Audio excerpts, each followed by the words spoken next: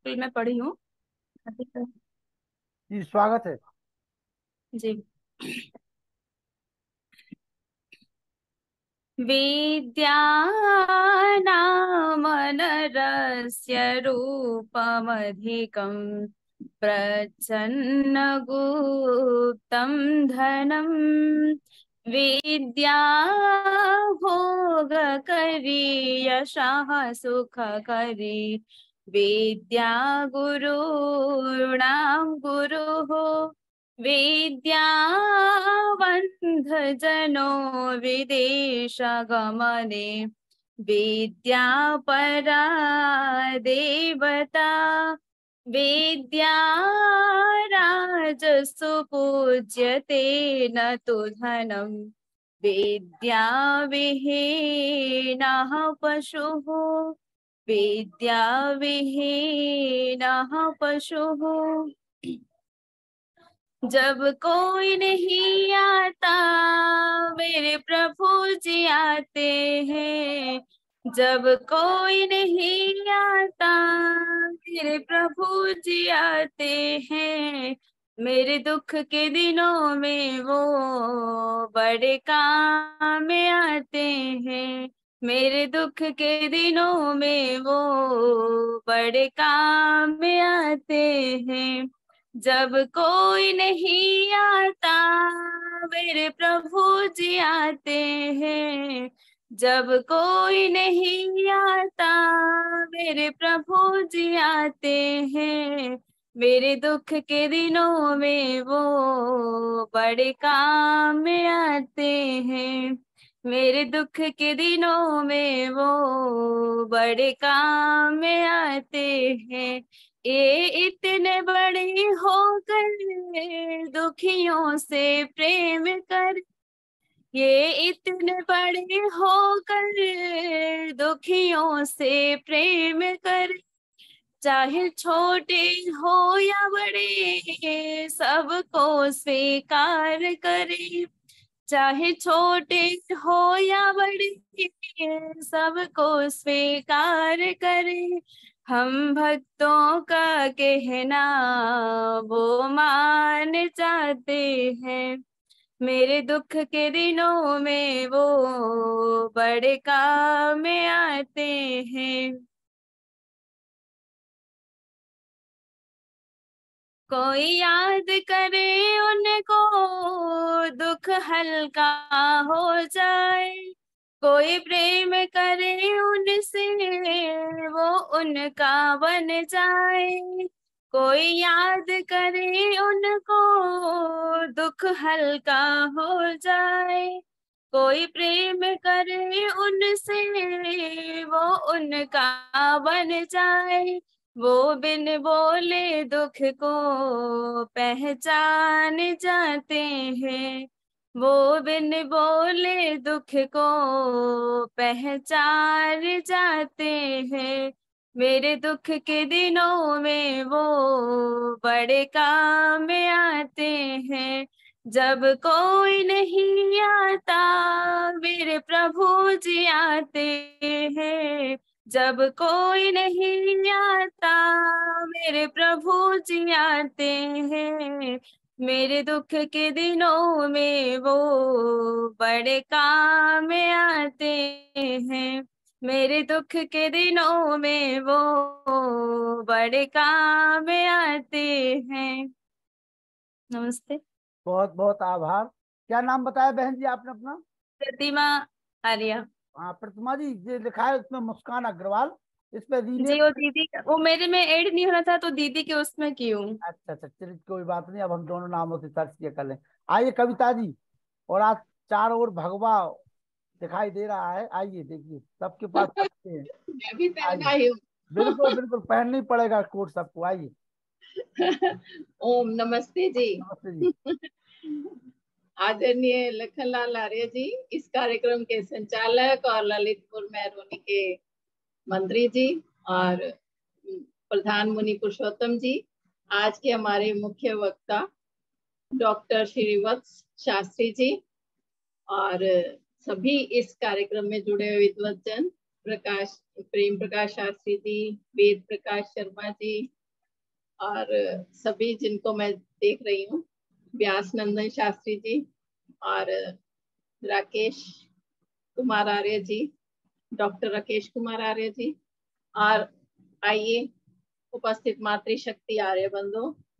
हमारे यहाँ दिल्ली में इस समय बरसात हो रही है, बहुत ही सुहाना मौसम है, और कहते हैं ना, ईश्वर की ये प्रकृति है, और उसमें हमें गर्मी, सर्दी, धूप, छांव और ये सारी जो मौसम हमें देखने को मिलता है, ये मुझे लगता है कि भारतवर्ष में ही ये 6 ऋतुएं हैं।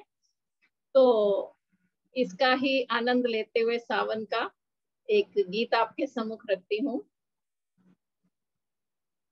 बरसे रिमझिम सावन, फलती औषधियां सारी, झरने नदियां हर्षे, कल कल छविया न्यारी न्यारी। बरसे रिमझिम सावन, फलती औषधियां सारी, झरने नदियां हर्षे, कल कल छविया न्यारी न्यारी। जग में उल्लास उमंगे, खुशियां की छाई, प्रकृति की हर एक रचना मुस्कुराई।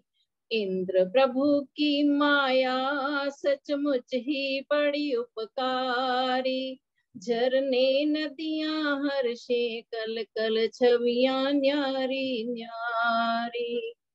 सावन की बूंदे सुखमय मंगल गान गाती है, मधुरता शीतलता जग की तृष्णा को बुझाती है।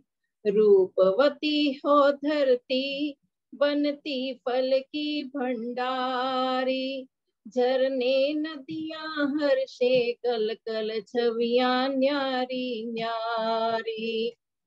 कीर्ति संपत्ति विभूति खूब हित कमाएगा, सावन में जब वेद ज्ञान का अमृत पाएगा।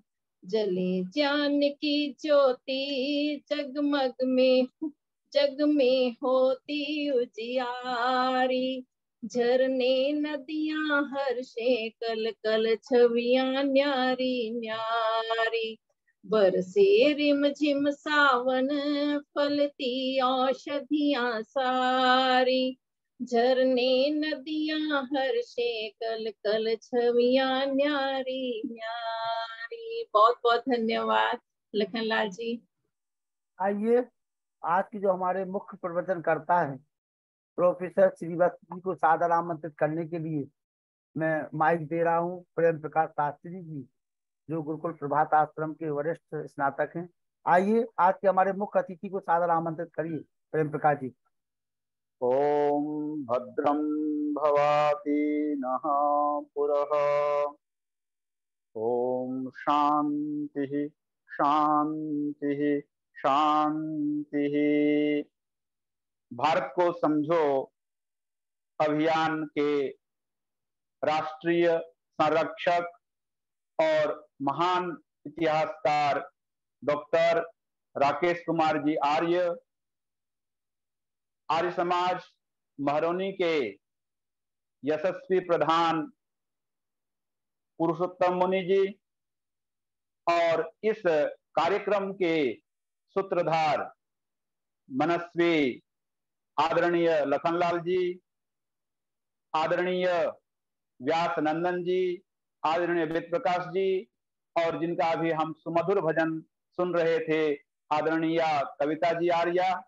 मैं आप सबको यह विशेष रूप से जो है बताना चाहता हूं, निवेदन करना चाहता हूं कि आज के हमारे जो वक्ता हैं डॉक्टर श्रीवत्स जी शास्त्री, गुरुकुल प्रभात आश्रम के वरिष्ठतम स्नातक हैं, बड़े मनस्वी हैं और बहुत ही उच्च कोटि के विद्वान हैं।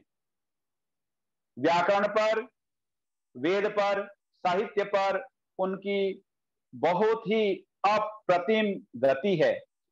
और यह हमारा सौभाग्य है कि आज हम उनको सुनेंगे। विषय अनोखा है, शब्द ब्रह्म के स्वरूप का विवेचन।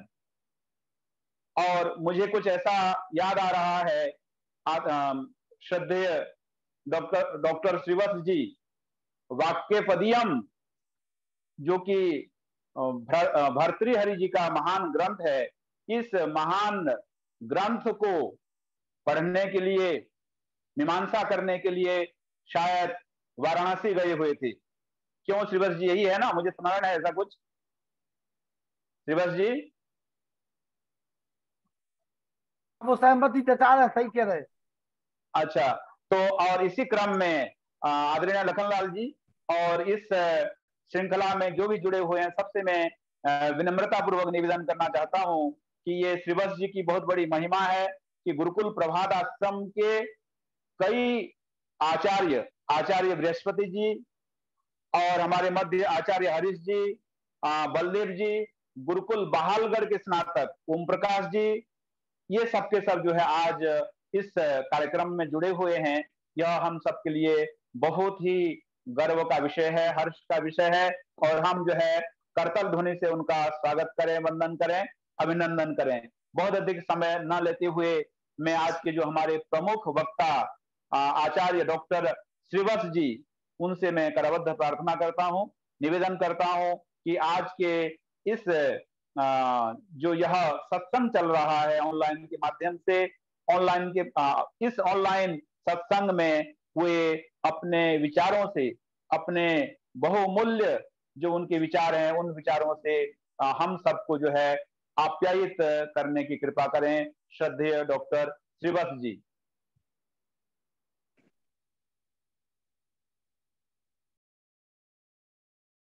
आइए आचार्य जी, स्वागत है। ठीक है, आप सुन पा रहे हैं?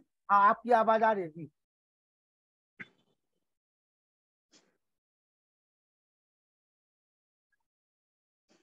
ओम याम विधाम देवगणाः पितरश्च उपासते तया मध्य में धयाग्ने मेधाविनं कुरु।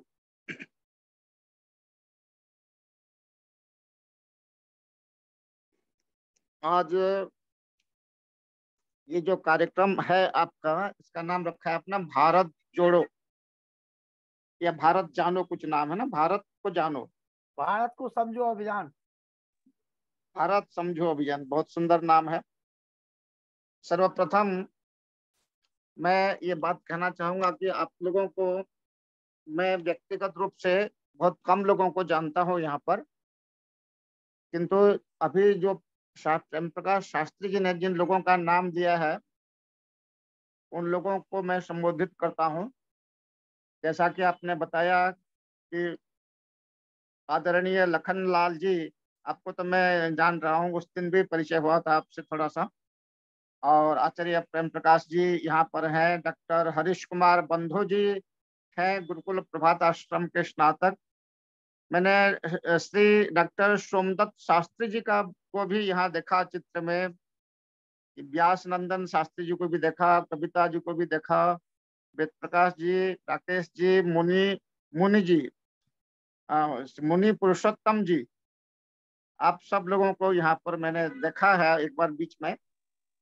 आचार्य बृहस्पति जी भी जुड़े हैं। अच्छा आचार्य जी को प्रणाम। तो आप सब लोगों को मैं प्रणाम करता हूँ। बड़े बड़े विद्वान लोग हैं, आर्य समाज के जो जिज्ञासु बंधु हैं, उनके साथ साथ आर्य समाज से जुड़े बड़े बड़े विद्वान लोग भी यहाँ पर हैं। और ये मेरे लिए सौभाग्य की बात है कि इतने सारे विद्वानों के बीच मुझे कुछ कहना है। कहना जो है, आपने जो नाम रखा है उसका शब्द ब्रह्म के स्वरूप का विवेचन करना है। तो शायद ये नए नाम की वजह से कुछ लोग ज्यादा जिज्ञासु हैं, और ये अच्छी बात भी है। देखिए, मैं अपने वक्तव्यों में प्रायः एक बात कहता रहता हूँ कि कोई भी बात नई नहीं होती है। जितने भी आप बात कहेंगे, जितना भी आप बात कहेंगे, आप मतलब कोई भी व्यक्ति जो भी बात कहेगा उसका कुछ ना कुछ बीज बिंदु पहले से ही वेदों में है, और जो कुछ भी विस्तार है वेदों से ही है। स्वामी दयानंद ने जो ये कहा था कि सब सत्य विद्याओं का पुस्तक है, वेद सब सत्य विद्याओं का पुस्तक है, ये जो बात कही थी वो ऐसे ही नहीं कही थी। आप कुछ भी कीजिए, हमारा चैलेंज है, कोई कुछ भी कहे वो उसका कहीं ना कहीं बीज वेद में मिल जाए। दूसरी बात यह है कि फिर क्या इस विषय जो हम आज यहाँ प्रस्तुत करना चाहते हैं, क्या ये भी बात वेदों में है? क्या शब्द ब्रह्म का जो दर्शन है, क्या यह भी वेदों में है? तो निश्चित रूप से कोई यह नहीं कह सकता कि कोई नई चीज है। ये शब्द ब्रह्म का जो दर्शन है कि कोई नई चीज है, ऐसा नहीं है। सर्वप्रथम सभी वेदों का जो उपसंहार होता है वह प्रणव में उपसंहार होता है, और प्रणव को उपनिषदों में सृष्टि की उत्पत्ति का आधार बताया गया है। तो प्रणव का मतलब है ओम। ओम जो है एक प्रतीक है, एक सिंबल है शब्द तत्व का, माने एक स्रोत है, कह सकते हैं आप। शब्द तत्व का एक स्रोत है, और शब्द तत्व का जो स्रोत ओम रूप है, इसी का ही सारा शब्द संसार, शब्द जगत, इसी का ही विस्तार है। अब ब्रह्म कहने का मतलब यह है कि पहले जाने कि शब्द क्या है। शब्द शब्द की व्युत्पत्ति के लिए मैं कुछ कहना उचित नहीं होगा, यहाँ बड़े बड़े व्याकरण लोग बैठे हैं, आचार्य बृहस्पति जी आदि। फिर भी मैंने आज देखा तो पता चला कि ये शब्द शब्द शब्द धातु के रूप में भी है, और शब्द क्रियायाम धातु प्रदीप में शब्द क्रियायाम ऐसा हमको प्राप्त होता है। और ये जो दूसरा हमारा एक बहुत महत्वपूर्ण ग्रंथ है माधवीय धातु वृत्ति, वहां पर शप धातु से शप धातु से भी जो है दन प्रत्यय करके शब्द शब्द का निर्माण किया गया है। और इसी तरह से जो ब्रह्म शब्द है, इसका भी बहुत सारे प्रकार से आप इसकी व्युत्पत्ति कर सकते हैं। ब्रीह धातु है, ब्रीही धातु है, ब्रीही और शब्दन है, ब्रीही भाषार्थ है, बहुत सारे इस प्रकार के शब्द ब्रीही ब्रह्म शब्द बनाने के लिए आपको यहाँ पर कह सकते हैं। अनेक धातुओं से ये ब्रह्म शब्द का निर्माण किया जा सकता है।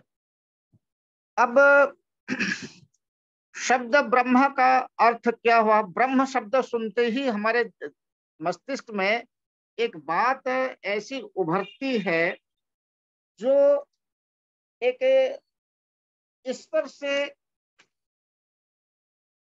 थोड़ा अलग हट करके कुछ समझ में आता है। ब्रह्म शब्द कहने से मेरा यह अभिप्राय नहीं कि आप ब्रह्म को ईश्वर से अलग समझें। माने आमतौर पर जब एक विद्वान चिंतन करता है, खास करके जब ब्रह्म शब्द को सुनता है, तो उसके मस्तिष्क में कोई ऐसी चीज आती है जो निराकार है, जो बिल्कुल ही चेतनामय है, अत्यंत चेतनामय है, और वो कोई बहुत बड़ा है, मतलब अत्यंत व्यापक है। और उसकी व्यापकता का अभिप्राय इस रूप में है कि वह कण कण में है, जो स्थावर है उसमें भी, जो जंगम है उसमें भी, जो दृश्य है उसमें भी, जो अदृश्य है उसमें भी। तो निश्चित रूप से जब हम शब्द के साथ ब्रह्म शब्द का प्रयोग कर रहे हैं, तो निश्चित रूप से शब्द का भी कुछ कुछ ऐसा ही रूप है। कुछ कुछ नहीं, पूर्ण रूपेण ऐसा ही रूप है। माने हम ईश्वर के लिए जिस ब्रह्म शब्द का प्रयोग करते हैं, शब्द के संदर्भ में भी यह बात कही जा सकती है। शब्द का अर्थ सिर्फ आप इतना मत समझ लीजिए कि जो कानों में आ रहा है इतना ही शब्द है। शब्द के पीछे हम चलते हैं। मैंने इस बारे में शब्द ब्रह्म के बारे में मैंने किताबें भी लिखी है। वाक्यपदीय पर मेरी 3 किताबें हैं और लगभग लगभग मैंने इसको जब से मैं एमए में आया हूँ, एमए कर रहा था 1982-83 में, तब से ही मैं इस शब्द से परिचित हूँ और मैं इस पर कुछ ना कुछ काम करता रहा। तो महाभारत में शोध की प्रक्रिया में मुझे एक श्लोक मिला और ये श्लोक जो है महाभारत में 2 श्लोकों का, मैंने एक श्लोक का उत्तरार्ध है और एक श्लोक का पूर्वार्ध है। और वो श्लोक है, द्वे ब्रह्मणि वेदितव्ये शब्द ब्रह्म परम च यत् शब्द ब्रह्मणि निष्णातः परम ब्रह्माधिगच्छति। इसका अर्थ यह हुआ कि 2 प्रकार के ब्रह्म है, द्वे ब्रह्मणि वेदितव्ये, एक है शब्द ब्रह्म और एक है परम ब्रह्म।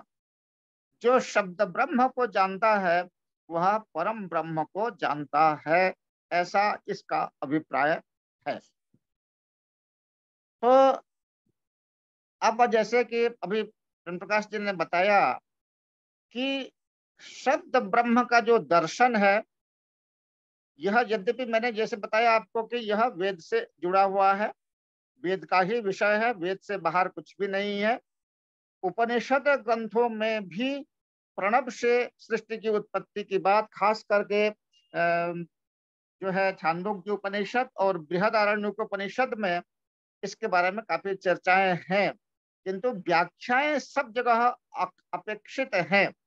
बिना व्याख्या के केवल ब्रह्म से या प्रणव से सारी सृष्टि की उत्पत्ति हुई है ऐसा कह देना आसान है, किंतु समझ पाना बहुत कठिन है।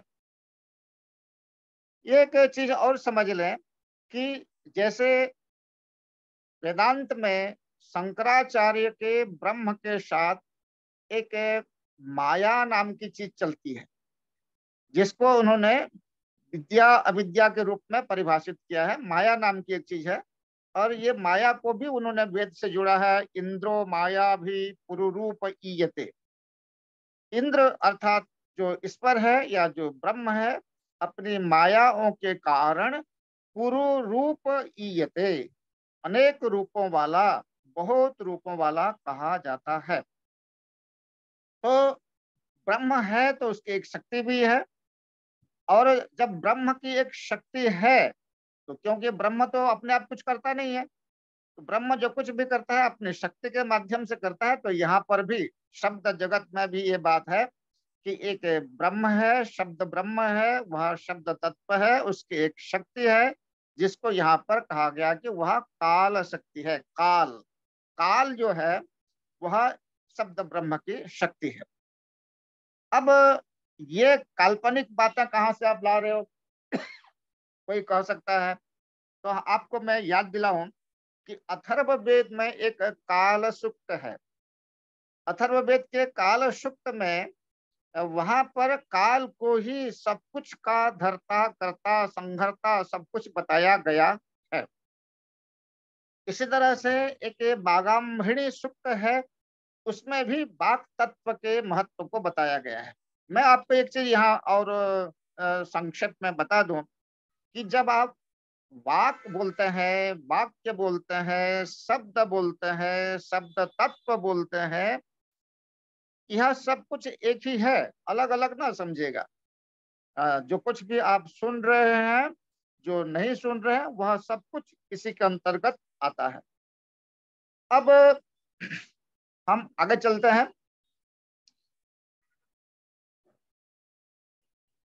भर्तृहरि ने वाक्यपदीय लिखा।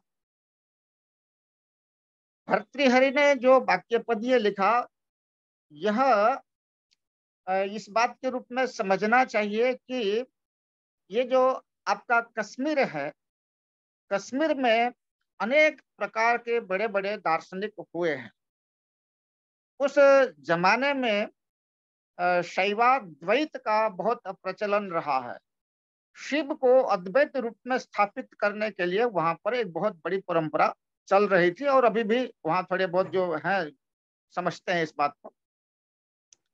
तो उस जगह पर भर्तृहरि आदि ने जो है अपने गुरु, जो उनके जो गुरु थे, बसुरात नाम इनका है, उनके भर्तृहरि के गुरु का नाम बसुरात बताया गया है। और उन्होंने द्वितीय ब्रह्म कांड के द्वितीय कांड जो वाक्य कांड कहा जाता है उसके अंत में उसके बारे में जानकारी दी है। और उसमें साथ में यह भी कहा है कि हमारे गुरु बसुरात जी ने महाभाष्य का अध्ययन करते समय जिन मूल सिद्धांतों को संकलित किया था, उन्हीं सिद्धांतों के आधार पर ही मैं यह वाक्यपदीय ग्रंथ की रचना कर रहा हूँ। ये बात भर्तृहरि ने द्वितीय कांड में कहा है। तो इस प्रकार से वाक्यपदीय का स्रोत महाभाष्य है, और महाभाष्य आप जानते हैं व्याकरण पर आधारित है। व्याकरण जो है एक शास्त्र में परिगणित है, जिसको हम जो है वेदांग के रूप में मानते और जानते हैं। और व्याकरण के बारे में आप ये भी जानते हैं कि मुखम व्याकरणम स्मृतम, अर्थात वेद अगर कोई पुरुष है तो उसका अगर मुख है तो वह व्याकरण है। और व्याकरण की प्रशंसा में भर्तृहरि ने कहा है कि अगर ब्रह्म को जानना है तो व्याकरण उसका राजमार्ग है।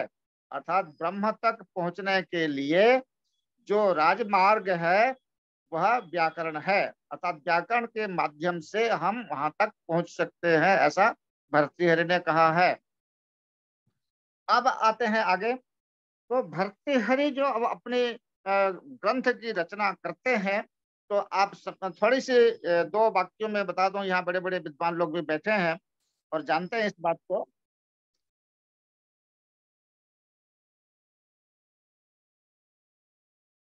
ये एक फोन आ रहा है, मैं इसको कैसे डिलीट करूं मुझे समझ में नहीं आ रहा।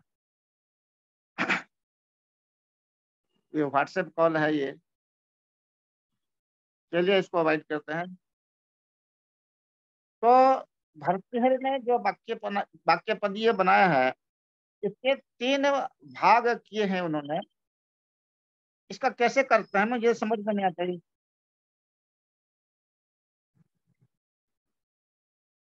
मैं इसको बंद कैसे करूं?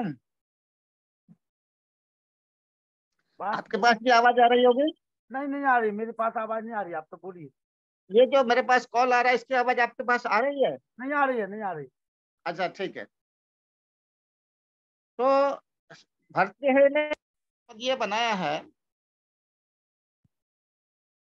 यह ब्रह्म कांड, वाक्य कांड और पद कांड के नाम से जाना जाता है।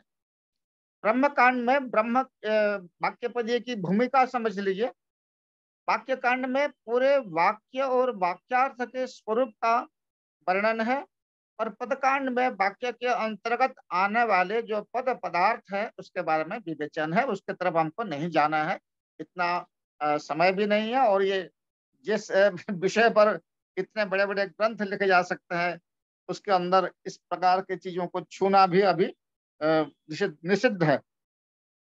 तो भर्तृहरि ने जो ग्रंथ लिखा है वाक्यपदीय, इस ग्रंथ का आप इतना ही समझ लीजिए कि भर्तृहरि के पश्चात बौद्ध, जैन, पाणिनीय, अपाणिनीय परंपरा के जितने भी विद्वान हुए हैं, उन सब ने वाक्यपदीय के वक्तव्यों, उनके कारिकाओं, उनके टीकाओं का ही उल्लेख किया है।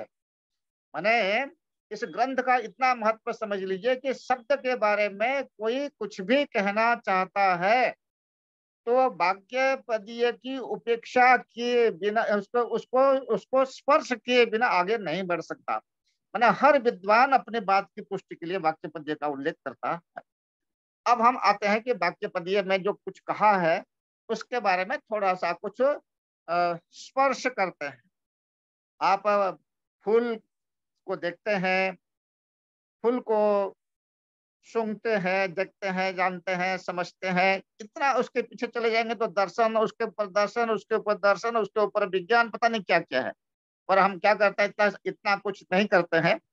फूल को देखते हैं, खुश होते हैं, अधिक से अधिक सूंघ लेते हैं, तो थोड़ा सा सूंघ लेते हैं इस शब्द तत्व को।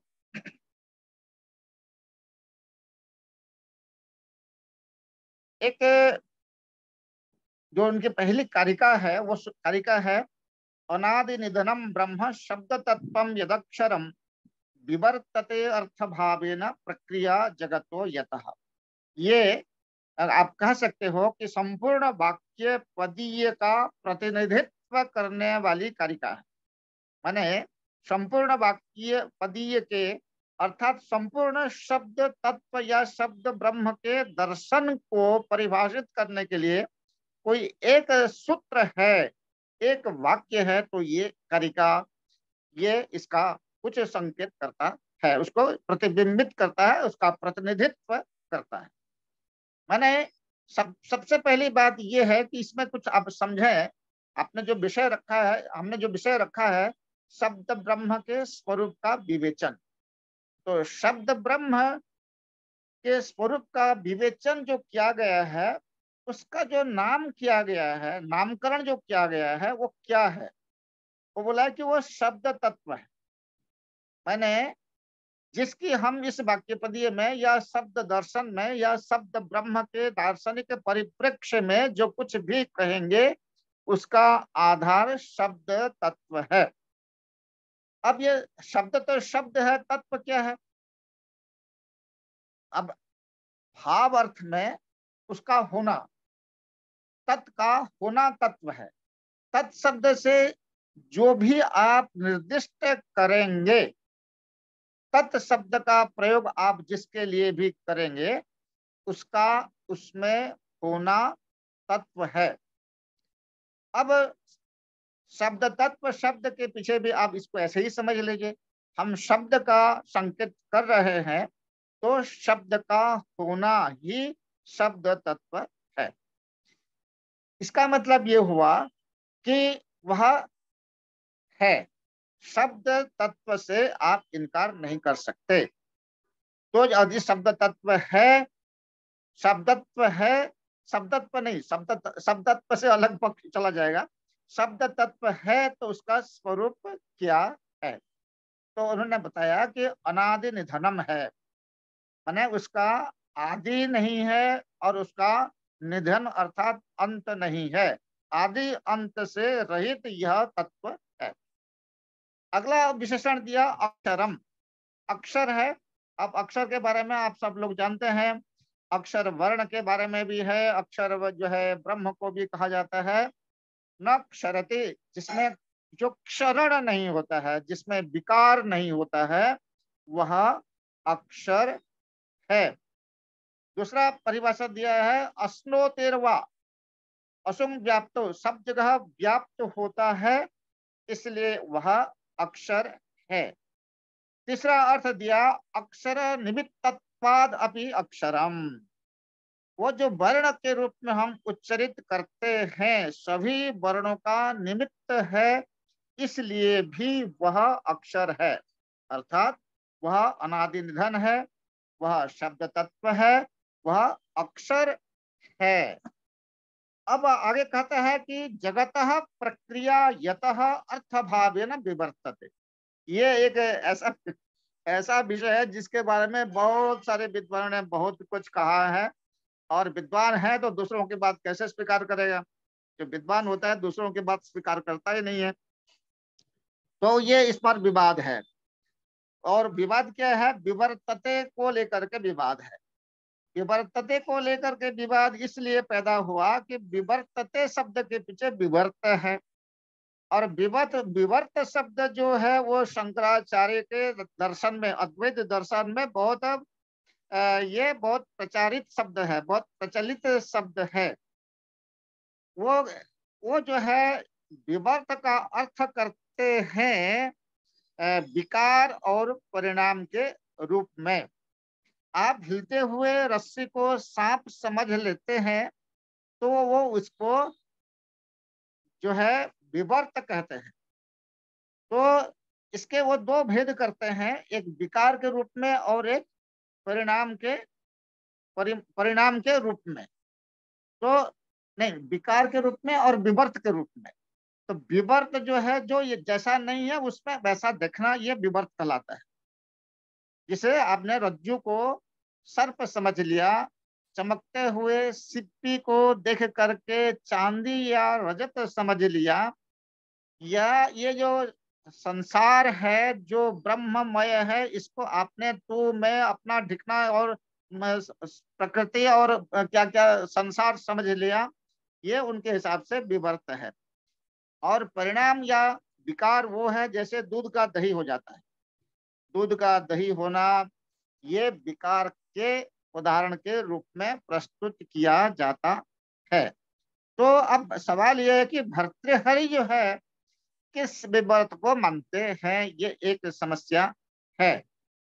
तो भर्तृहरि के विवर्त में हम क्या इस जिसमें ये कहा गया है कि संसार की सारी प्रक्रिया जो है अर्थ रूप से विवर्तित होता है। ब्रह्म से यतः, माने जिस ब्रह्म से सारे जगत की अर्थ प्रक्रिया विवर्तित होती है वह। तो अब प्रश्न यह है कि भर्तृहरि खुद कुछ मानते हैं कि नहीं मानते, कहीं स्पष्टीकरण दिया है कि नहीं दिया है, एक हमारे लिए एक विचार का विषय बनता है। तो भर्तृहरि ने इस विषय में स्वयं अनेक जगहों पर ये बात कही है। एक तो उन्होंने बहुत साफ साफ बोला है कि शब्दस्य परिणामोयम इत्याम्नाय विदो विदुः। ब्रह्मकांड में ही उन्होंने स्वयं कहा भर्तृहरि ने कि यह जो कुछ भी है सब कुछ शब्द का ही परिणाम है। परिणाम मतलब विकार है। और एक इस प्रसंग में चर्चा आती है भवभूति की, जिन्होंने उत्तर रामचरित में लिखा है, वहां पर भी उन्होंने विवर्त शब्द का संकेत किया है। और वहां उन्होंने जो संकेत किया है वो है इस प्रकार से कि जैसे तरंग है, बुलबुले हैं, बुलबुले और तरंग जैसे पानी का विवर्त है, उसी तरह से यहाँ भर्तृहरि का विवर्त है, ऐसा कहा जाता है। भर्तृहरि के इस पुस्तक में एक स्वोपज्ञा वृत्ति नाम की एक टीका भी हमको उपलब्ध होती है। इस टीका में इस विवर्त शब्द का जो व्याख्या की गई है, उसमें एक बहुत सुंदर बढ़िया सी परिभाषा दी है विवर्तते का। विवर्तते अर्थ भावेन को वहां पर यह स्पष्ट किया गया है कि एकस्य तत्पात अप्रच्युतस्य भेदानुकारेण असत्य विभक्त अन्य रूपोपग्राहिता विवर्तः, आगे लिखा है स्वप्न विषय प्रतिभासवत्। इसका मतलब ये समझ लीजिए कि अगर आपको विवर्त समझ में आ गया तो आप इस शब्द दर्शन को, शब्द ब्रह्म के दर्शन को ठीक से समझ पाएंगे। अब वह शब्द तत्व जब ब्रह्म की बात आती है तो वो एक ही होता है। जहां भी किसी भी रूप में कोई भी व्यक्ति जो ब्रह्म की स्थापना करना चाहता है, वहां वो अद्वैत का ही रूप लेगा, वहां द्वैत की संभावना नहीं है। अब जो हम लोग ईश्वर प्रकृति, ईश्वर जीव प्रकृति के रूप में जो बात कहते हैं, यह ईश्वर जीव प्रकृति के रूप में है। किंतु ये जो हमारी परंपरा है, और इस परंपरा के अंदर बहुत सारे जो दार्शनिक हैं, उन दार्शनिकों ने जो जो अपने अपने हिसाब से किसी किसी को ब्रह्म के रूप में स्थापित किया है, तो वहां पर उन लोगों ने अद्वैत वाले सिद्धांत को ही स्थापित किया है। वहां पर द्वैत की कल्पना नहीं है। मैं इस पचेड़ में नहीं पढ़ना चाहता हूँ, मैं क्योंकि गुरुकुल का विद्यार्थी हूँ और मुझे ये इसमें उलझना नहीं है। किंतु मैं इतना जरूर कहना चाहूंगा कि जिन भी लोगों ने ब्रह्म की स्थापना की है, उन्होंने अद्वैत के रूप में स्थापना की है। और अद्वैत में अद्वैत की जो स्थिति है, जब आप उसकी व्याख्या को समझेंगे तो आप भी किसी ना किसी रूप में सहमत होंगे। किंतु जब हम एक ब्रह्म अलग माने एक ईश्वर मानते हैं, एक प्रकृति मानते हैं, इनके बीच में एक जीव है, जीव प्रकृति के अंदर है, प्रकृति को समझते हुए ईश्वर को प्राप्त करता है, वह बहुत लंबे समय तक मोक्ष का भोग करता है, इत्यादि इत्यादि जो हमारा वैदिक सिद्धांत है वो एक पक्ष है। मैं केवल उन लोगों के संकेत कर रहा हूँ जो लोग ब्रह्म को अद्वैत मानते हैं, उनका जो रूप है वो अलग है थोड़ा। तो कहते हैं कि जो एक तत्व है और वह अपने तत्व से अलग न होते हुए, माने जैसे कोई वस्तु है वह अपने रूप से अलग न होते हुए, अपने मूल रूप से, अपने मूल रूप से अलग न होते हुए भेदानुकारेण अलग अलग भिन्न भिन्न वस्तुओं के आकार के माध्यम से असत्य और विभक्त विविध प्रकार के रूपों का ग्रहण करने वाला, ग्रहण कराने वाली जो समझ है वो विवर्त है। विवर्त कोई वस्तु नहीं है जिसको हम देख सकें, माने एक समझ है।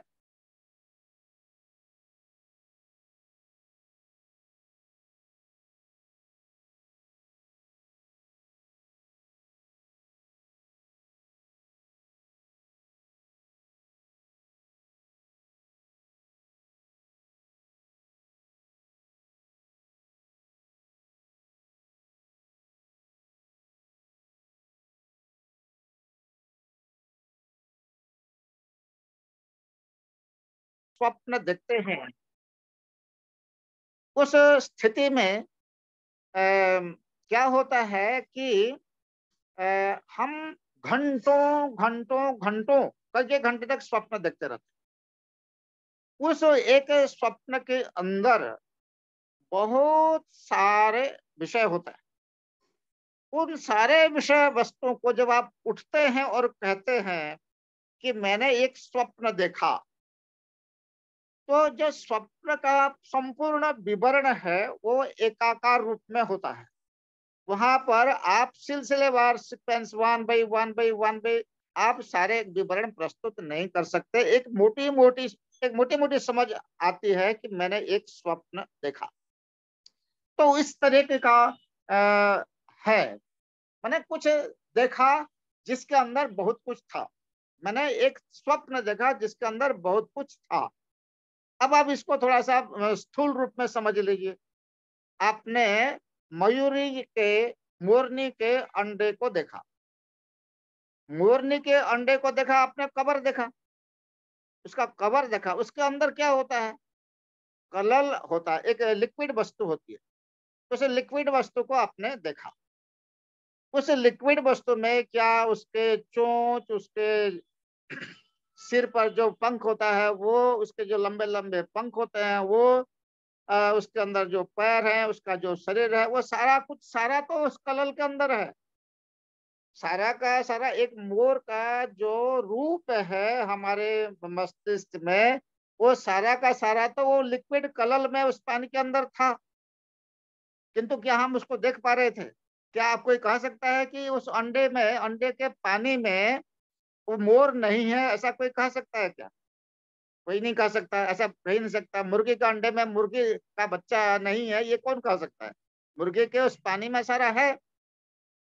आप इसको थोड़ा सा अपने अंदर भी समझ है कि स्त्री पुरुष का जब सहवास होता है और रज वीर्य का जब मिलन होता है तो सर्वप्रथम जो गर्भ स्थापित होता है वो एक लिक्विड अवस्था में ही होता है। धीरे धीरे धीरे धीरे उसमें एक आकार प्रकार सामने आने लगता है और एक भ्रूण निर्मित होता है। और फिर एक, इसी को आप थोड़ा सा एक बीज में ले लीजिए। बट वृक्ष का एक बीज है, बट वृक्ष का एक बीज है जिसमें एक बहुत हजारों लाखों बीज होते हैं। उसके अंदर एक छोटा सा बीज होता है जो विशाल बट के रूप में वो आकार लेता है। कोई कह सकता है कि उस बट बीज के छोटे से बीज में वो बहुत विशाल बट वृक्ष छुपा हुआ नहीं है? ये कोई कह सकता है क्या? नहीं कह सकता। इसी तरह से आप और आ जाइए, अपने इधर आ जाइए। एक मूर्तिकार है, एक मूर्तिकार जब मूर्ति बनाता है तो बनाते बनाते कुछ भी बना देता है, ऐसा तो नहीं होता है। वो उसके दिमाग में एक मूर्ति की संकल्पना होती है कि मुझे इस तरीके का मूर्ति बनाना है। उसके पूरे उसके मस्तिष्क में मूर्ति का एक आकार है, किंतु कोई उसको दिखा दे बोलेगा तो आप दिखा सकता है क्या? नहीं दिखा सकता है। उसको धीरे धीरे धीरे धीरे धीरे धीरे करके जो है उसको उकेरेगा और आपके सामने लाएगा।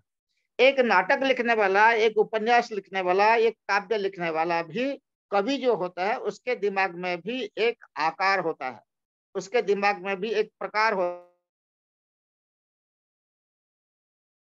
है। उस आकार प्रकार को धीरे धीरे धीरे धीरे करके बाहर प्रकट करता है। अब हम आते हैं कि ये जो शब्द तत्व रूप ब्रह्म है, ये किस रूप में है।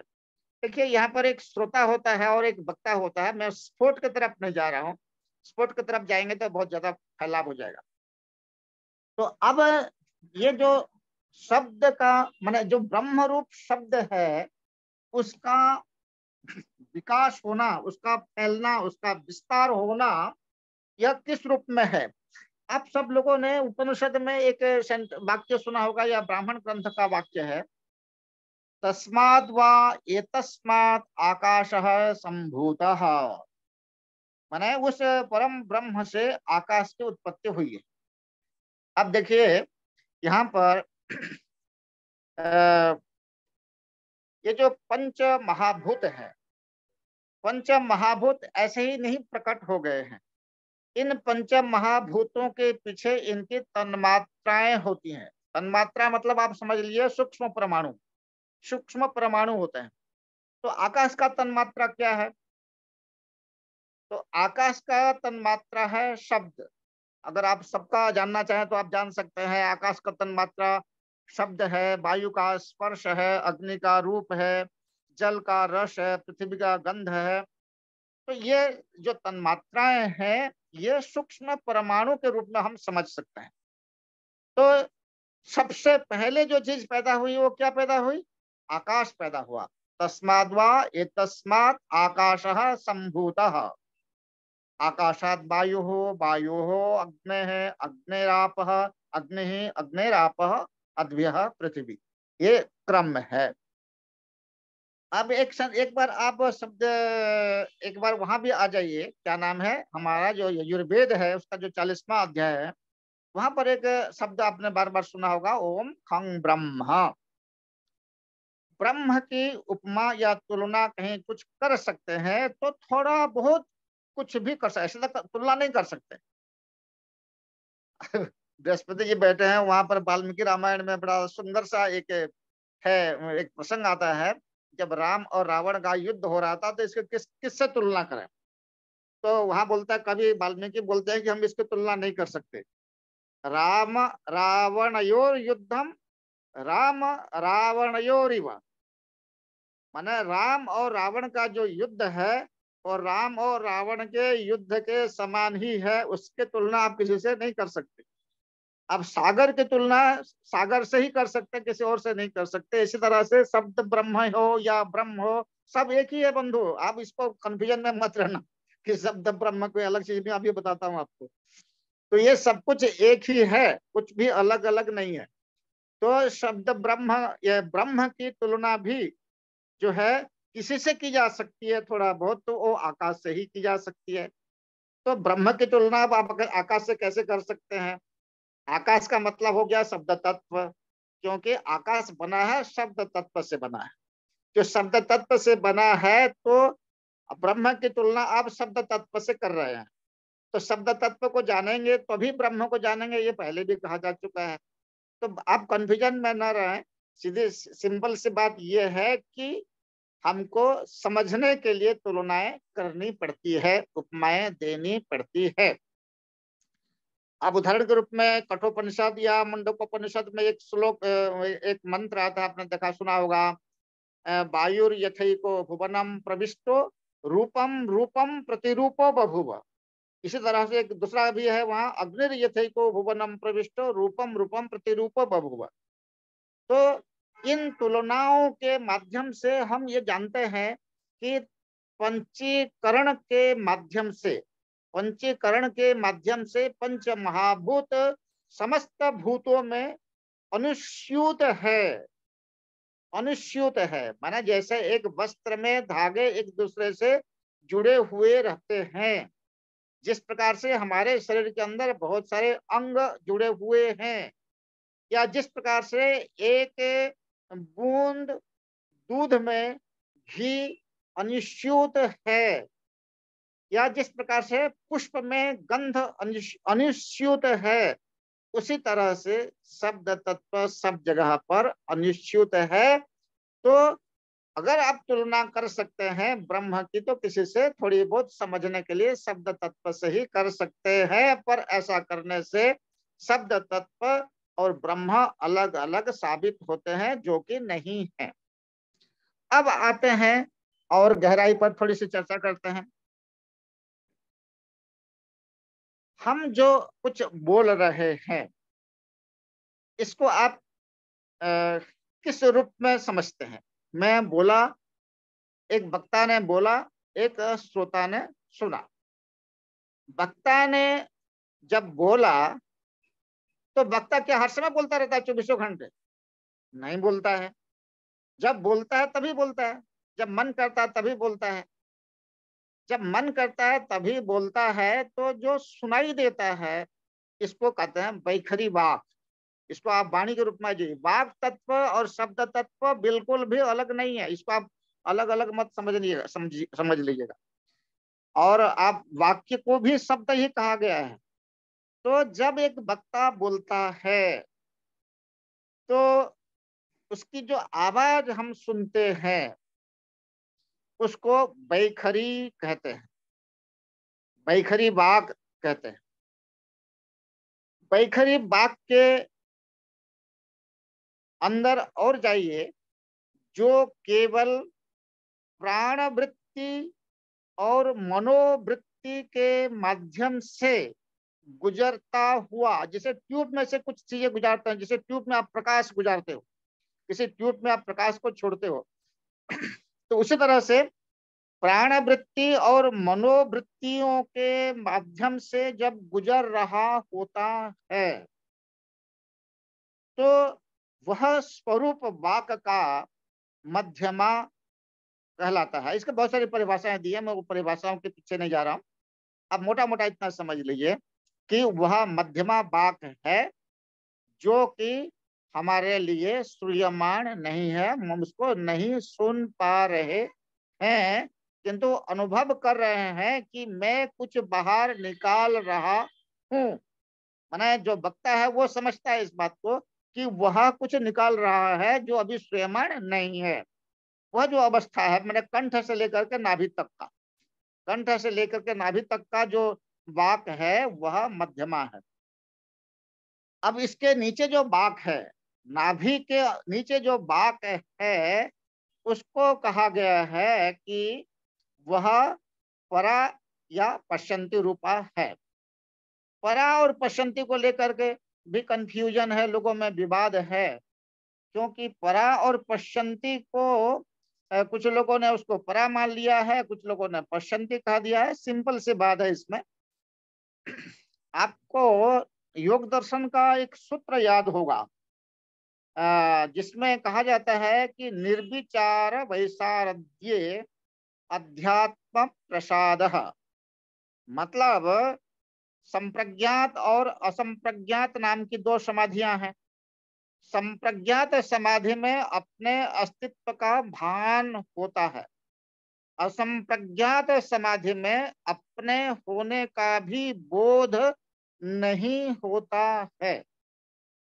यहाँ पर भी वाक तत्व का जो मूल तत्व है, जहां से मध्यमा और उसके बाद बैखरी का विकास हो रहा है, वहां पर भी ये जो वाक तत्व है उसके भी दो रूप है। अगर वहां पर शब्द और अर्थ का समझ है कि मैं इस अर्थ के लिए इस शब्द का प्रयोग करना चाहता हूं, ये समझ अगर उस वाक तत्व में है तो वह पश्यंती है। पश्यंती नाम इसलिए है कि वो वह द्वैत को देख रहा है। वहां शब्द को भी देख रहा है, वहां अर्थ को भी देख रहा है। किंतु जब शब्द और अर्थ भी लुप्त हो जाते हैं, खत्म हो जाता है, उसका द्वैत भाव जब खत्म हो जाता है, जब अद्वैत रूप में आता है, तो वह वाणी का परा रूप होता है, वह असंप्रज्ञात समाधि वाली स्थिति होती है। अब सवाल यह है कि ब्रह्म है, शब्द का यह स्वरूप, शब्द का यह तत्व ब्रह्म है, तो ब्रह्म तो चेतना के बिना कुछ हो ही नहीं सकता है। तो यहाँ पर व्याख्याकारों ने, जो स्वपज्ञ वृत्ति है, पुण्यराज है, हिलाराज है, बड़े बड़े विद्वान इस पर व्याख्या लिखे हैं। इन सब लोगों ने, खास करके हिलाराज की मैं चर्चा करना चाहूंगा, आप मुझे संकेत कर दीजिएगा जब आपका टाइम हो जाए। तो हिलाराज ने कहा कि यह जो का समय शेष है। जी 5 मिनट का समय शेष है जी। अच्छा ठीक है। तो यह जो वाणी का परारूप है, वाणी का ये जो परारूप है, जो अद्वैत स्वरूप वाला है, वह चेतना वाला है, चैतन्य स्वरूप है, वहां पर कुछ और नहीं है। ये अद्वैत अद्वैत सिद्धांत भी बड़ा अजीब सा है। आप जब भी कुछ भी कहना, सोचना या कुछ भी शुरू किया, तो आप द्वैत में चले जाओ। आपने सोचना शुरू किया तो भी द्वैत में चले जाओगे, बोलना शुरू किया तब भी द्वैत में चले जाओगे। एकदम निर्जीव की तरह, या ऐसा निर्जीव नहीं करना चाहिए, सजीव चेतनामय, सिर्फ चेतनामय अवस्था में है, तो वह अद्वैत तत्व है। तो निष्कर्ष यह निकला कि जो शब्द तत्व है वह ब्रह्म रूप है, और ब्रह्म रूप है तो वह चेतना के रूप में है। उसी चेतना के कारण ही हमारे सारे शरीर की एक्टिविटी होती है।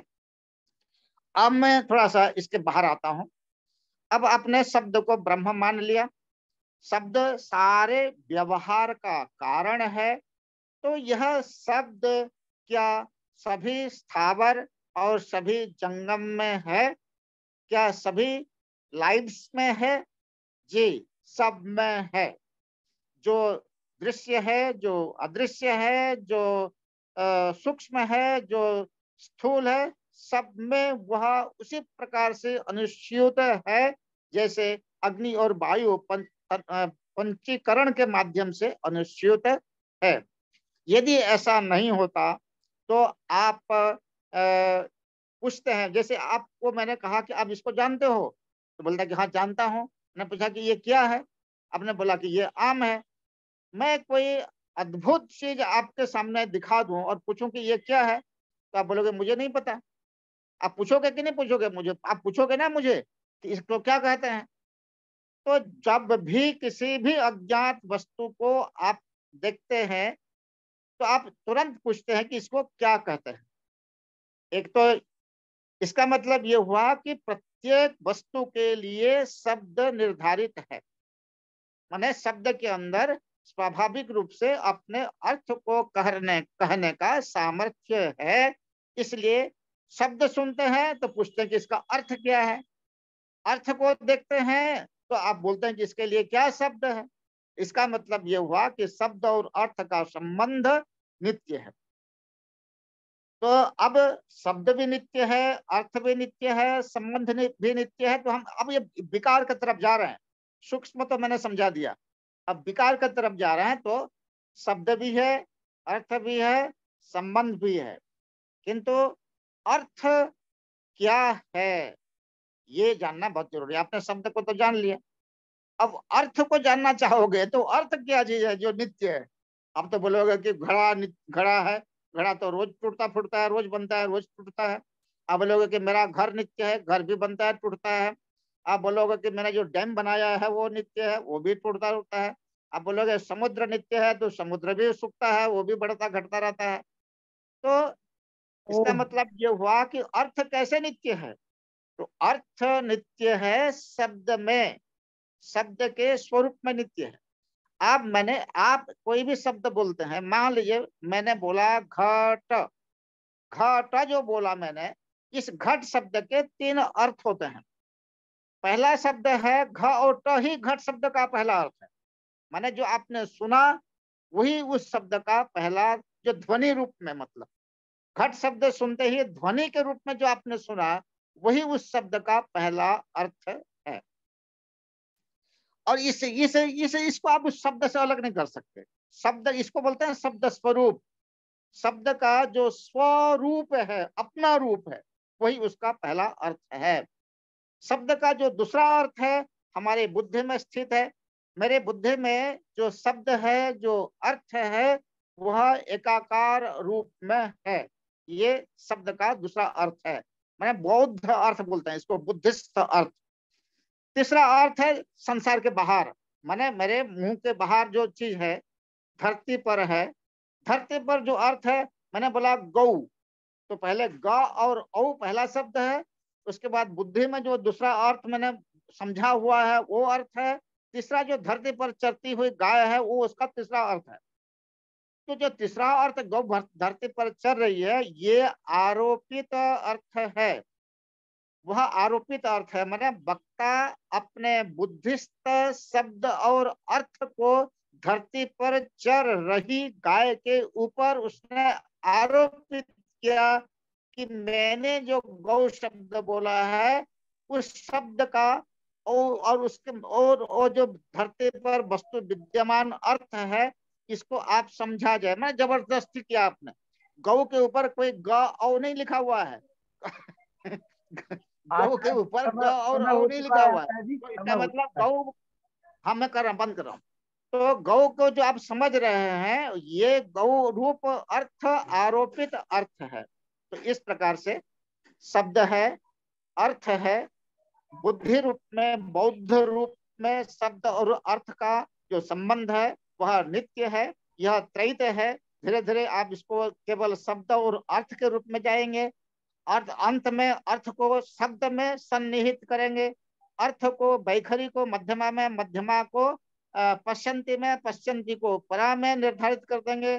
परा का वह रूप चेतनामय है और यह चेतना चैतन्य जो है सर्वत्र उसी प्रकार से अनुस्यूत है, जिस प्रकार से कोई भी व्यापक तत्व सर्वत्र अनुस्यूत होता है। यह समस्त चेतना जो ब्रह्मांड और सब तरफ जो विद्यमान व्याप्त है, सब तरफ यह चेतना उसी रूप में व्याप्त है। आप किसी भी चीज को टच करेंगे तो वहां एक ध्वनि आएगी। किसी भी शब्द, किसी भी वस्तु का किसी भी वस्तु का एक नाम है, किसी भी नाम का एक अर्थ है, किसी भी चीज को छुएंगे तो वहां पर एक ध्वनि होगी। तो ये उसकी व्यापकता को सूचित करता है। तो यह यथा पिंडे तथा ब्रह्मांडे कहते हैं, जैसे पिंड में है ऐसे ही ब्रह्मांड में है, जैसे अंडे में है, जैसे माँ के गर्भ में है, इसी तरह से शब्द ब्रह्म के अंदर समस्त ब्रह्मांड अनुस्यूत है। पता नहीं कितना समझ में आया, जितना समझ में आया उसके लिए धन्यवाद, नहीं समझ में आया तो उसके लिए क्षमा कोई करें। कोई बात नहीं, जितना समझ में आया उतना पर्याप्त है। आपने बड़े व्यापक रूप में उसको समझाया है। आइए प्रेम प्रकाश शास्त्री जी। ओम यतो यतः समीहसे ततो नो अभयं कुरु शन्नः कुरु प्रजाभ्यो अभयं नः पशुभ्यः। ओम शांति शांति शांति। आज के मुख्य वक्ता श्रद्धेय डॉक्टर श्रीवत्स जी, और इस कार्यक्रम के भारत को समझो जो यह राष्ट्रीय भारत को समझो अभियान समिति के राष्ट्रीय संरक्षक डॉक्टर राकेश कुमार जी, समादरणीय पुरुषोत्तम मुनि जी, आदरणीय लखनलाल जी, अन्य समस्त जो भी इस कार्यक्रम में जुड़े हुए हैं, समस्त सुधी श्रोतागण, सबका मैं वंदन करता हूं, अभिनंदन करता हूं और विशेष रूप से जो है धन्यवाद करता हूं आज के हमारे मुख्य वक्ता आदरणीय डॉक्टर श्रीवत्स जी का, जिन्होंने शब्द ब्रह्म को लेकर के बहुत ही व्यापक विस्तृत चर्चा की है, बहुत ही सुंदर विवेचन किया है। और मुझे पतंजलि जी का एक वाक्य याद आता है, एकः शब्दः सम्यक् ज्ञातः सुप्रयुक्तः स्वर्गे लोके कामधुक् भवति। यदि हमने एक शब्द को भी सही सही ढंग से जाना और जानने के उपरांत उसका हमने जो है सही ढंग से प्रयोग किया है, तो वह स्वर्ग लोक में हमारी कामनाओं को, हमारी इच्छाओं को, हमारी अभिलाषाओं को वह पूर्ण करने वाला होता है, हमारी इच्छाओं को दोहने वाला होता है। और आचार्य जी ने कहा कि यदि हम वेद तक जाना चाहते हैं तो मुखम व्याकरणम स्मृतम, ऐसा हमारे शास्त्रकार कहते हैं कि यदि हम वेद के रहस्य को जानना चाहते हैं, वेद के मर्म तक पहुंचना चाहते हैं और उस वेद की बातों को जन सामान्य तक पहुंचाना चाहते हैं, तो उसका एक ही माध्यम है व्याकरण। तो शब्द ब्रह्म की बहुत ही सुंदर चर्चा आपने की है। मैं जो यह भारत को समझो अभियान समिति है और महर्षि स्वामी दयानंद जी की 200 जन्म शताब्दी के अवसर पर जो यह एक आयोजन है, पूरे आयोजन की ओर से मैं डॉक्टर साहब का हृदय से धन्यवाद करता हूं और आभार व्यक्त करता हूं। और आप ही के सौजन्य से हमारे मध्य जुड़े थे आचार्य बृहस्पति जी, शायद अभी लेफ्ट हो गए हैं, डॉक्टर हरीश जी भी जुड़े थे और सोमदत्त जी भी जुड़े थे, अभी इस समय मेरे ख्याल से नहीं दिखाई दे रहे हैं। ओम प्रकाश जी, अभी ओम प्रकाश जी जुड़े हुए हैं, बलदेव जुड़े हुए हैं। हाँ, ओम प्रकाश जी और बलदेव जी जुड़े हुए हैं। ये दोनों ही गुरुकुल के स्नातक हैं। बलदेव जी तो लगातार जुड़ रहे हैं और उनकी भावनाओं को हम सुन चुके हैं। तो हमारे मध्य ओम प्रकाश जी हैं, जो हम सबके लिए जो है नए चेहरे हैं। ओम प्रकाश जी, आपसे निवेदन है कि आप आएं और हम सबके बीच में जो है अपने विचारों को प्रस्तुत करें।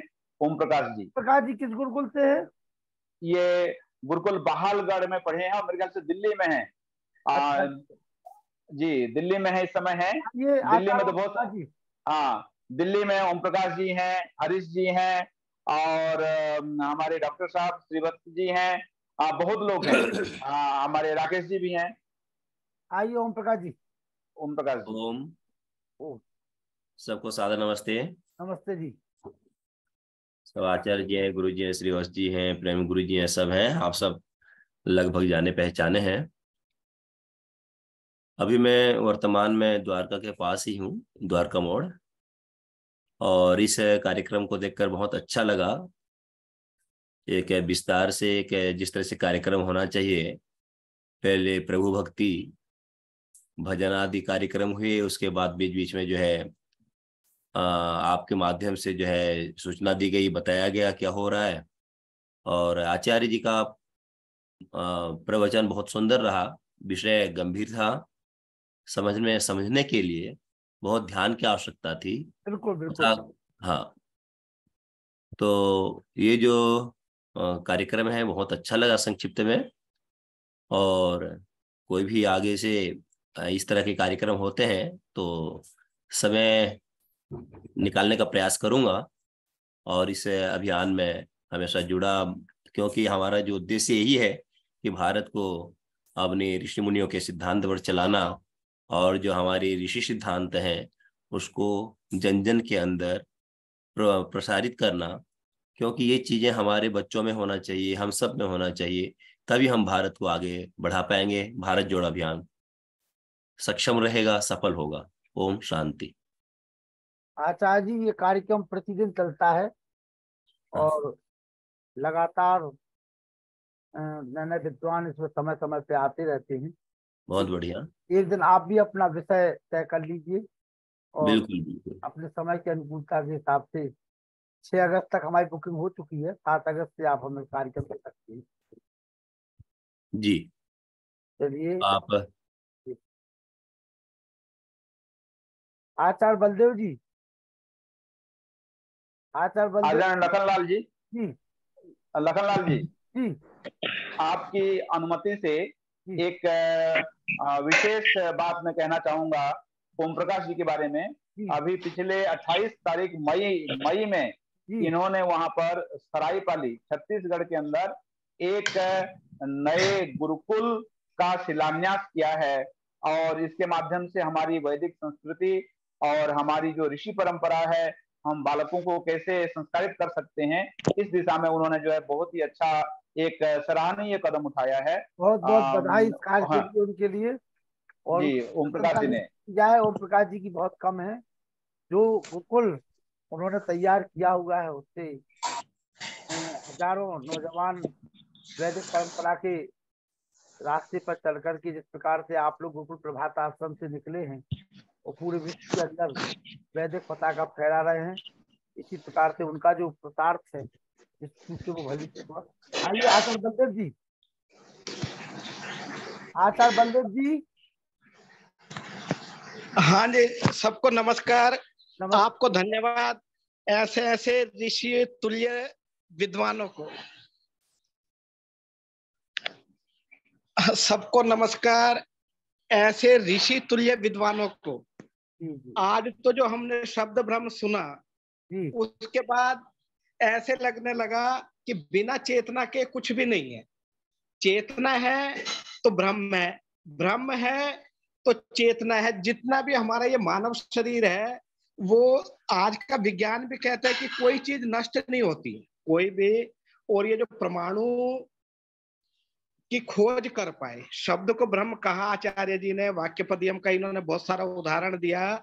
लेकिन जो परमाणु की खोज हुई, शब्द से भी छोटा है शायद परमाणु, जो हाइड्रोजन बम बने, नागासाकी में गिरे, तो ये साइंस अब खोज पाया है इन चीजों को। लेकिन हमारे ऋषि महर्षियों ने शब्द से भी, शब्द परमाणु बम से भी ज्यादा शक्ति शायद शब्द रखता है, ये आचार्य जी ने सिद्ध करना चाहा। या चेतना से हम इसको सिद्ध कर सकते हैं, मुझे ज्यादा समझ में नहीं आया। मैं आपसे प्रार्थना करूंगा कि ये रिकॉर्डिंग आप भेजें, दोबारा सुनेंगे, और एक दिन आचार्य जी से शंका समाधान करवा लिया जाए। मेरे हिसाब से कई लोगों ने प्रश्न लिख के भेजे हुए हैं, मेरे भी कई सारे डाउट हैं, औरों के भी डाउट होंगे। एक दिन आचार्य जी का सत्र रखा जाए, हम रिकॉर्डिंग सुनेंगे और दोबारा आचार्य जी से लाभान्वित होंगे। रिकॉर्डिंग हमारे यूट्यूब चैनल पे आपको रिकॉर्डिंग मिल जाएगी। हाँ यानी नहीं, आचार्य जी से भी समय ले लीजिए, एक दिन चर्चा परिचर्चा करेंगे। आचार्य जी फिर आएंगे। हाँ, बस समाधान होगा उस दिन। लखनलाल जी, जी धन्यवाद देते हुए एक प्रश्न आया है, क्या आकाश परमाणु रहित होता है? एक प्रश्न आया है, क्या आकाश परमाणु रहित होता है?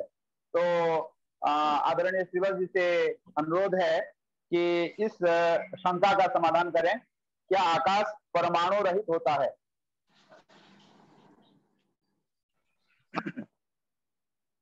नहीं, मैंने तो अपने वक्तव्य में ये चर्चा की थी। यहाँ पर ये जो आपका वैशेषिक दर्शन है, वैशेषिक दर्शन में तो अणु परमाणुओं की व्याख्या पर्याप्त मात्रा में की गई है, किंतु वैशेषिक दर्शन से पहले परमाणु के लिए तन्मात्राओं का प्रयोग किया जाता था। तन्मात्रा शब्द को आप परमाणु के अर्थ में समझ सकते हैं। तो जब ब्रह्म से जिस तत्व का प्रथम निर्माण हुआ, जिस पंच महाभूत का निर्माण हुआ, मैंने बताया था वह आकाश था।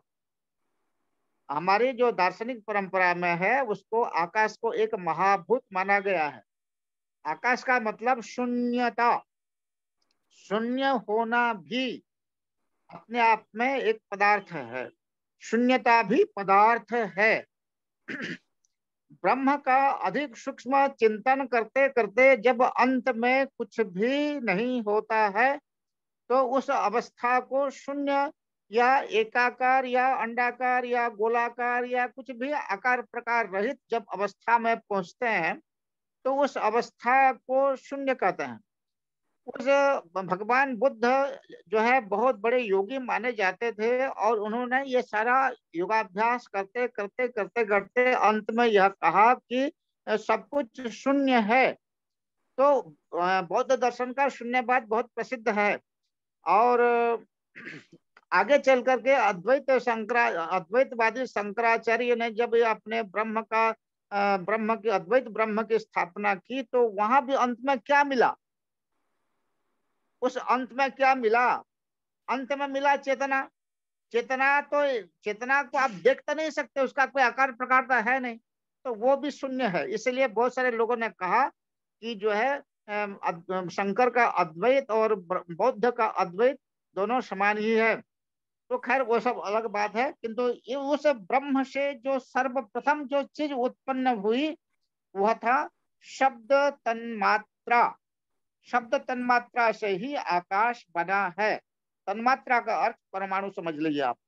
तो जो शब्द के परमाणु हैं जिनको शब्द तन्मात्रा कहा गया है वही आकाश का मूल आधार है।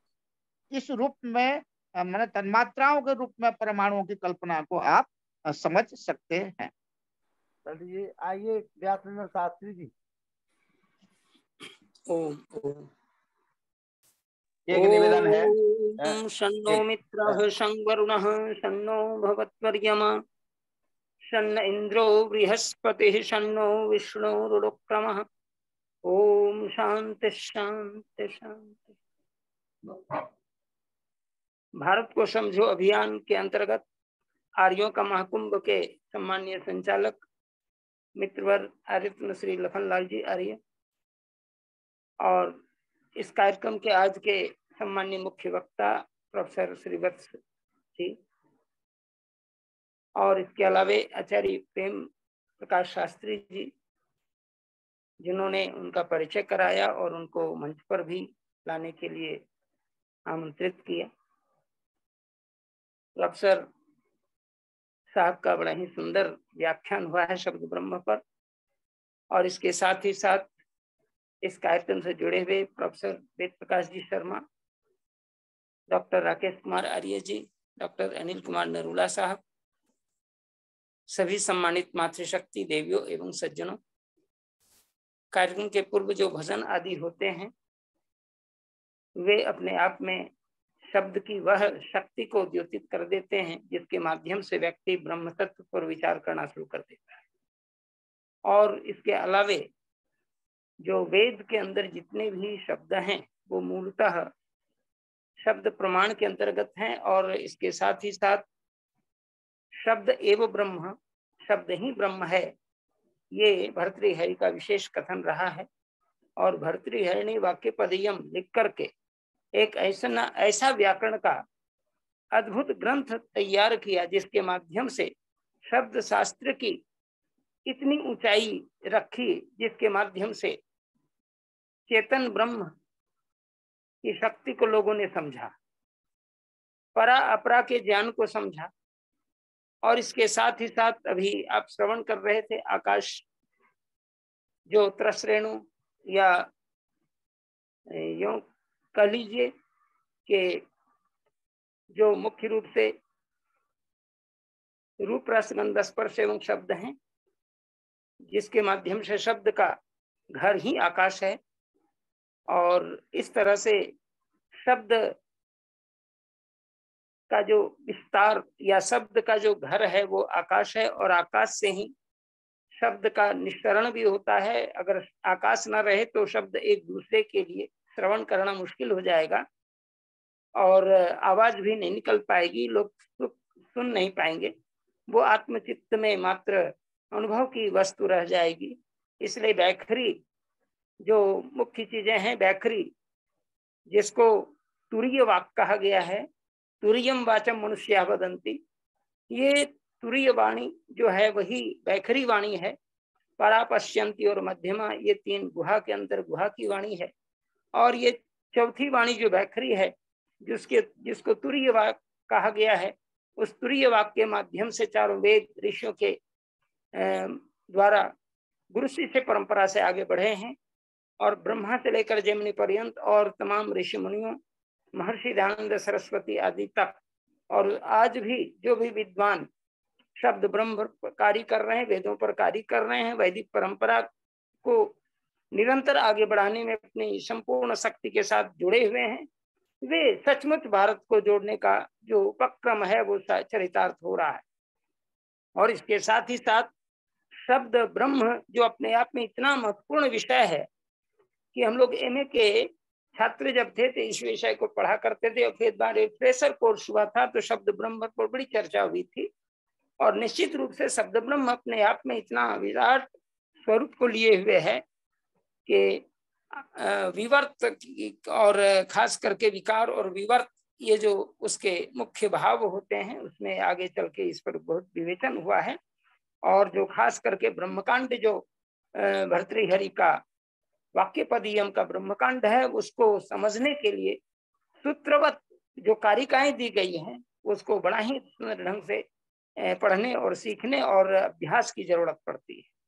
जब व्यक्ति उस अभ्यास में निरंतर गति करता है, तभी वह शब्द ब्रह्म की व्यावहारिकता को समझ पाता है। इसलिए आदरणीय प्रोफेसर श्रीवत्स साहब ने अपनी मुखर प्रतिभा से इसको आगे सबको सोचने के लिए विवश किया है। निसंदेह इस कार्यक्रम से जुड़े हुए जिन लोगों ने भी उनके व्याख्यान को श्रवण किया है, वो बड़े ही भाग्यशाली हैं। उन्होंने शब्द ब्रह्म जैसे गंभीर विषय को भी आत्मसात करने के लिए अपने को योग्य समझा है। और इस कार्यक्रम में उनको लाने के लिए हम आचार्य प्रेम प्रकाश शास्त्री जी को धन्यवाद करते हैं। और इसके साथ ही साथ संयोजक माननीय श्री लखनलाल आर्य जी को धन्यवाद करते हैं, जिन्होंने उन्हें समय दिया और आगे भी समय देंगे तो और अच्छा रहेगा। लोगों को समझने में बहुत सारी शंकाएं हमारे आचार्य बलदेव जी ने रख दी हैं और भी लोग रख रहे हैं। निस्संदेह इसका परिमार्जन होना ही चाहिए। और आचार्य श्री के 3 पुस्तकें, जैसा कि उन्होंने स्वयं कहा है, ये 3 पुस्तकें मैंने इस संदर्भ में लिखी हैं। वो तीनों पुस्तकों को भी लोगों तक पहुंचने के लिए ऐसा अवसर मिलना चाहिए ताकि लोग उन्हें समझ पाएं, देख पाएं। और मुख्य रूप से जो भर्तृहरि के गुरु वसुराज जी थे, वो अपने आप में बड़े वैयाकरण रहे और उनके बड़े वैयाकरण थे, और उनके शिष्य भर्तृहरि भी बड़े वैयाकरण हुए। जहाँ वो शतक त्रय, शायद वही भर्तृ हैं शतक त्रय लिखने वाले।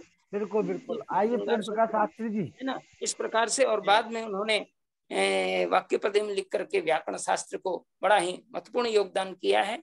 निसंदेह हम सबको धन्यवाद करते हुए अपनी वाणी को विराम देता हूँ। ओम शांति शांति। आदरणीय व्यास नंदन जी का धन्यवाद करते हुए हमारे मध्य में आचार्य सोमदत्त शास्त्री जी हैं, जो गुरुकुल गौतम नगर के स्नातक हैं, बड़े ही वरिष्ठ हैं, बड़े ही विद्वान हैं और वैदिक धर्म के प्रचार प्रसार में लगे हुए हैं। तो मैं उनसे निवेदन करता हूं कि संक्षेप में जो है वे आए और अपने विचार रखें। आइए आचार्य सोमदत्त शास्त्री जी जुड़े हुए हैं, वो मेरी आवाज सुन पा रहे हैं। सोमदत्त शास्त्री जी अपना माइक खोल लीजिए।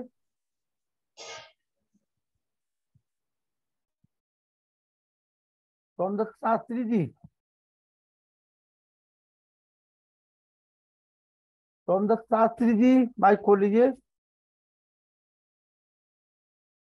पोस्ट भी बना दिया आप लोगों को ताकि खोलने में दिक्कत ना रहे उनको। चलिए आइए शांति पाठ करें। ये शांति पाठ से पहले एक चीज मैं भूल गया था लखनलाल जी। श्रीवत्स जी गुरुकुल प्रभात आश्रम के पहले ऐसे स्नातक रहे जिन्होंने सबसे पहले 1983 में दिल्ली विश्वविद्यालय में स्वर्ण पदक प्राप्त किया, पहला स्थान प्राप्त करके। तो निश्चित रूप से बहुमुखी प्रतिभा के धनी हैं, उनको हमने सुना। उनका बहुत बहुत धन्यवाद। सबका आगे भी सुनना है, आगे भी समय लेना है, आगे भी विषय लेना है जी। अभी ये थोड़ी कहिए कि कार्यक्रम देकर के चले जाएंगे, अभी तो कार्यक्रम से जुड़ना है अनुबद्ध रूप से। ये ऋषिगण का कार्य है, सबको साथ मिलकर के उतारना है। आइए वेद प्रकाश शर्मा जी, शांति पाठ।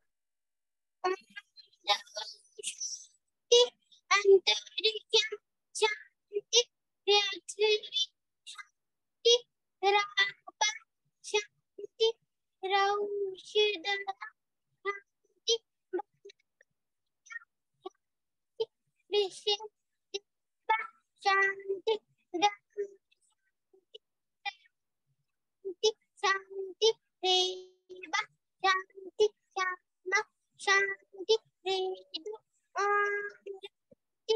शांति शांति जो बोले सब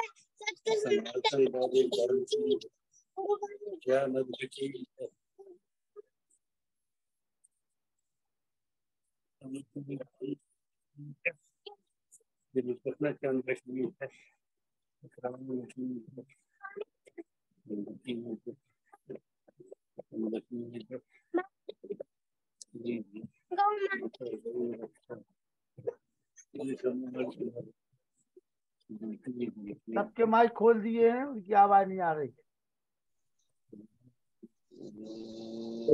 नमस्ते नमस्ते विश्वती जी हैं कि लेफ्ट हो गए? नमस्ते शास्त्री जी। नमस्ते नमस्ते सबको नमस्ते। नमस्ते तो नमस्ते सभी महान भावों को नमस्ते। नमस्ते नमस्ते भाई साहब। ये ड्रेस कोड जो है ना बहुत शानदार लग रहा है। हाँ बहुत व्यासनंदन जी, ये गणवेश गणवेश जी हाँ, गणवेश गणवेश गणवेश हमारा वैदिक नाम हुआ। हाँ जी जी, आर्यों का गणवेश है, जी। प्रवचनकर्ताओं का गणवेश एक रूपता को ला रहा है। आचार्य बृहस्पति जी हैं कि लेफ्ट हो गए?